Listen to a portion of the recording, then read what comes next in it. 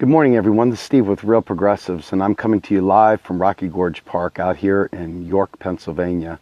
And as you can see, beautiful landscape, somewhat interrupted by power lines, but nonetheless a gorgeous view of a very, very beautiful, beautiful state. And I'd like to keep it beautiful. And part of keeping it beautiful revolves around the choices that we have to make for ourselves, for our planet, for our families, for our country, on and on. And, I kept coming back to, well, what is the safe pick? What is the safe thing to do to try to protect my family, to protect my life, to protect the planet? And it always keeps coming back to the same exact answer. It's time for revolution. And I'm not a gun owner. I'm not a violent kind of guy. That's not my MO. But I am someone that is not unwilling to fight. And I think the more and more we get into this process, the more we try to work within the structure, the power structure, the more we try to follow the rules, the more we try to obey and fall in line, the less likely it is that any change will ever occur. I talked to friends, and I was looking as I was riding up to this beautiful national park. I was looking and seeing Trump signs everywhere. People are pissed. People are downright infuriated at what's going on in our nation right now. And I've talked a little bit about this, and I think you guys should be able to relate to this. Not every Trump person is a flaming bigot. Some of them are just pissed off, and they don't see any other alternative and are unwilling to vote for Hillary Clinton. I would never vote for Trump, but it doesn't really matter. The point is, I'm trying to grow a revolution. Within my little sphere of influence, I want to be able to try to make changes happen. And I don't know how else to do it other than fight. And, Christopher Hedges absolutely just savate kicked Robert Reich the other day in a debate about whether or not to support Hillary and fall in line, or whether or not to go ahead and support Jill Stein. And I think it goes beyond the shadow of a doubt that the only answer a real progressive can follow. I mean, you can make whatever choice you want, but I challenge you to really consider the thinking that you're putting into this. The only way to stop the slide that's occurring is to do something different. They say insanity is doing the same thing over and over again, expecting different results. And I think that's pretty proven that, you keep going in circles, you're going to end up in the same spot. So I was trying to think about how I could better bring Trumpers into our fold. Because, again, most of those Trump folks are not just bigots laying around. They're not all bad people. Some of them are progressives that just hate Hillary. So how can we bring them into the fold? And I've got a couple of them that I think I'm going to do a personal interview with and sit down with them and get their perspectives out there, because I want to change the world. They're just pissed. I want to give them a solution. I want to give them a pathway to making that pissed come into something actionable, something that they can do something with, something that will make a difference. We're never going to get rid of every person that's a bigot or every person out there that's got misplaced anger. Hell, I wake up some days and I have misplaced anger, so I'm not going to judge in that regard. But we need to be able to find a way to pull those people into our fold long term, not just during this election cycle. We all need to stop focusing on just this election cycle and start looking at the big picture. I get upset and sad when I think about what has been done to us during this election cycle. I get upset and sad when I see people that are willing to pretend like it didn't happen and fall in line, like Robert Reich is asking us to do. I get excited and enthused when I see people like Chris Hedges saying, stop being a sheepdog, dude. Start leading people to a real change, the one that will actually help their lives. Stop being an apologist for a stolen election. I see people tell me, Steve, don't be so hard on Bobby Reich. I'm sorry, man. Robert Reich, you're doing harm to our country, buddy. You're hurting us. You're really hurting us. You're not helping. Don't go to bed at night soft on that pillow thinking that you and your millionaire salary and everything else, that you're in any way, shape, or form helping us. You're not. And again, he's telling you, he is literally looking you in the eye and saying, hey guys, do the same thing over and over again, expect some different results, because I promise it'll be the same, man. I promise, it will. It will. And for those of us who have had enough, and not just the proverbial ideological had enough, a real life, my family's suffering kind of I've had enough. Let's do something real about it. Let's not just flap gums. Let's not just talk about it. Let's learn the things that are happening. You know, I debate in my private life. I don't do it as much anymore on Facebook even, because I get really, really bored, you know, with keyboard warriors, people that just, you know, say things and it just doesn't really solve a whole lot. But in my real life, when I talk to people about, you know, well, they tell me, hey, Steve, how are you going to pay for that? Well, you going to steal my money? Because, you know, tax is theft. And then I do a flavor saver. I check it out. I sniff around to see if, in fact, those people actually are asking me and want to have a meaningful dialogue. And if they do, I start explaining to them economics. It's really tough. I'm not going to lie. When we're face to face, it's hard to talk economics with me because I pretty much know where I'm going with it. And you're going to have to ride along with me. So sometimes I have to dial it back and see if they'll go ahead and ride along. But once you get past the idea that federal taxes do not pay for things, you're not funding anything with federal taxes. It's not what they're for. Then you can get down to priorities. So it's like, Mr. Trump supporter, I know you don't want to pay for somebody's quote-unquote Obama phone, but wouldn't you like to give your kids health care? Wouldn't you like to make sure that they are able to go to school without strapping it too tight? Wouldn't you like to be able to take them on a nice vacation where they actually learn something? Maybe you take them to another country. Maybe you just go to the beach. Heck, maybe you just stay home for a week without worrying about a paycheck lost. And you hang out with your kids and bounce them on your knee. Wouldn't you like that? And when you start talking to them at that level and you don't get all pie in the sky, this is a problem I have with the Green Party. The Green Party uses terminologies that work really well in niche Green Party circles. They work really, really well with people that are uber, vegan. Hey man, I don't eat meat. I only eat processed cheese or whatever. Hey, I eat bean curd. That doesn't work with a Trump supporter. Their eyebrows raised. They're like, man, I want some ribs. They want Tim Black's cornbread. But they don't want bean curd. And they don't want to wear hemp bracelets. And they don't want to sing folk songs. They have a different attitude. So forcing them to speak your language to get them to understand, I think that's part of the reason why the Green Party has struggled so far in getting new members. And I'm not just talking about us progressives, because the solutions the Green Party offers are truly phenomenal. So it's obviously not the idea that's the issue. It's the presentation. It's the explanation. It's the verbiage. It's the way you go about explaining it to somebody that's not knee-deep in hippie culture. Now, I happen to love the Grateful Dead. I happen to love Traffic, and I happen to love every bit of that genre's era, all that music.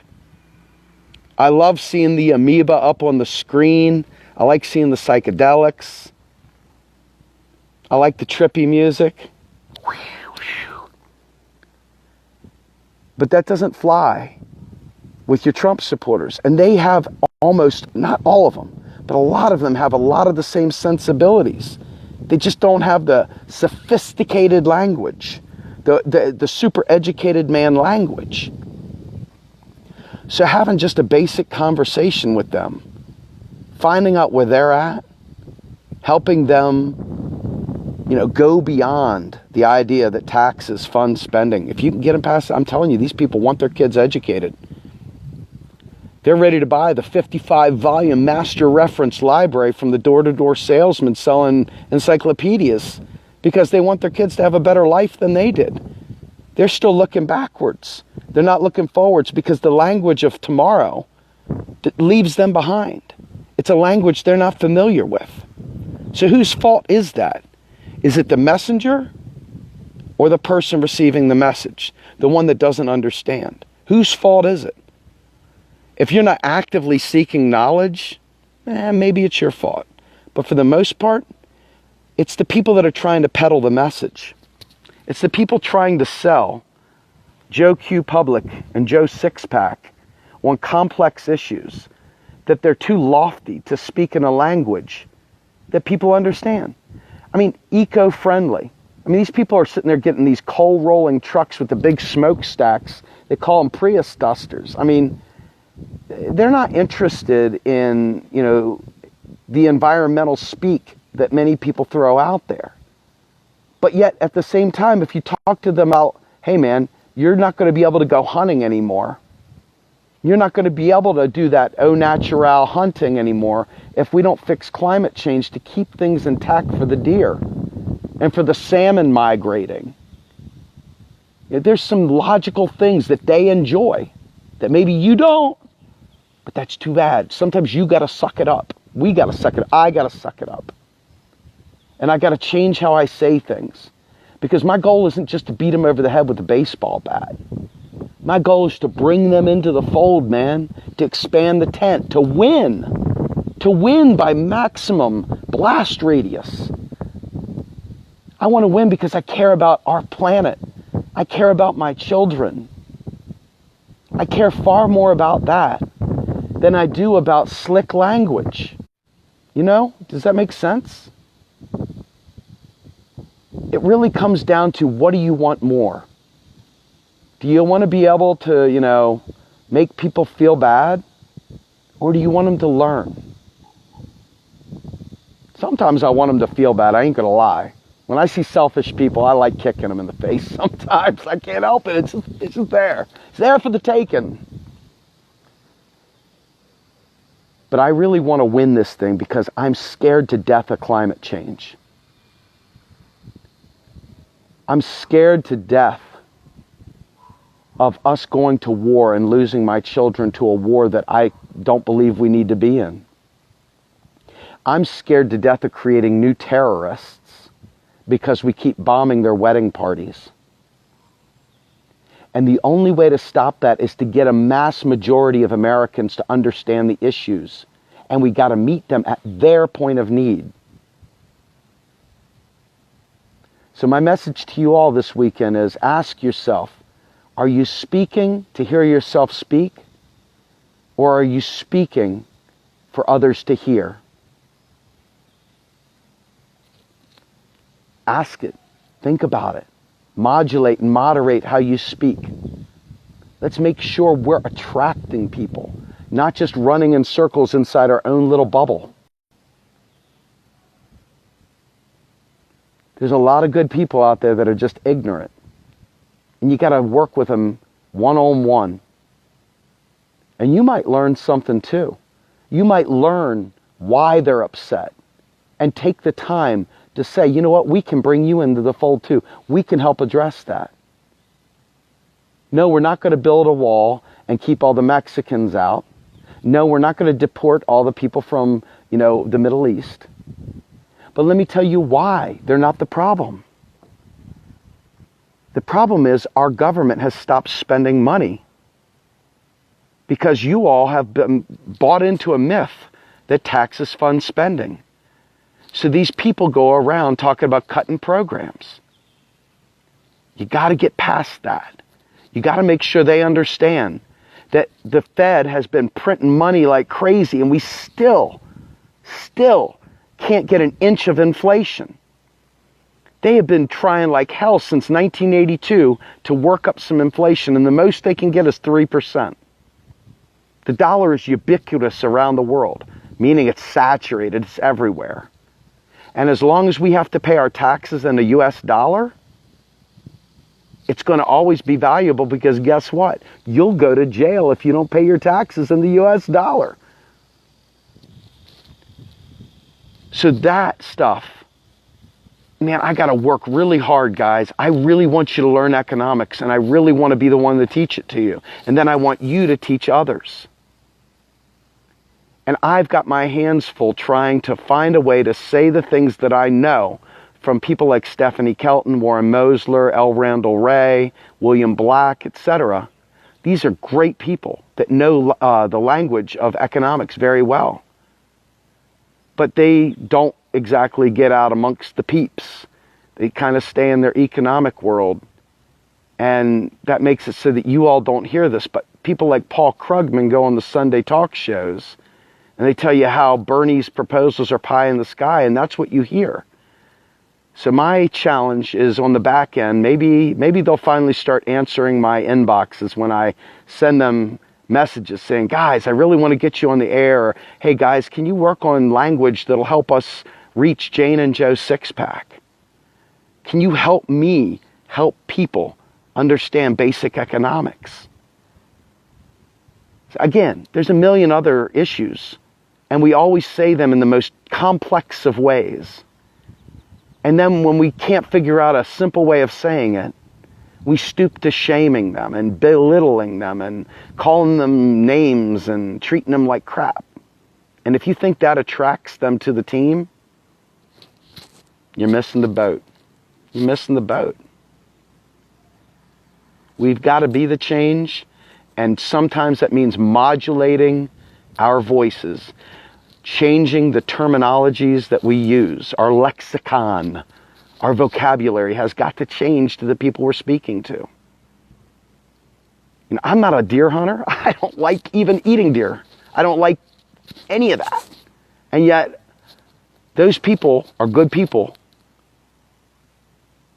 And I've got to find a way to reach them, because I got to be all things to all people if I want this revolution to work.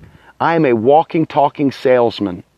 Every day of my life is about selling these issues to somebody. That's what I wake up and live for, besides my family. This revolution. I don't do any of this for any kind of personal glory, any personal attention. I'm petrified of what's going to happen if we allow TPP to come through. Because you know what TPP does? Aside from jobs and all the stuff that most people know, it basically takes away our monetary sovereignty. It takes away our ability to respond and react to shocks in the market. So my wheelhouse, economics, is deeply impacted by TPP. I posted a whole bunch of articles today, and I just wanted to see if anybody would like them. We throw up an article that says something that's really basic and nonsensical and doesn't really have a lot, but it feels good, gets all kinds of likes, gets all kinds of shares. I throw up something from New Economic Perspectives, it gets 8 likes, 2 comments out of 70,000 people. I got to figure out how to crack the code with you guys, people. I love you too much to let you stay in the dark on economics. I love you too damn much to do that. I love my kids too much to let you stay in the dark too. I just love everybody too much to let that happen. So our revolution, it may not be sexy. I may not get, the star treatment. But damn it, I'm going to try my best to change how I deliver so that you learn and that we can walk hand in hand into this revolution and make the kind of change we need to make. It's that important. It's just that important. I love you guys, and thank you so much for listening to me. It may not be saying a whole lot that you want to hear, but I hope that I said a few things that mattered to you. You have a great day.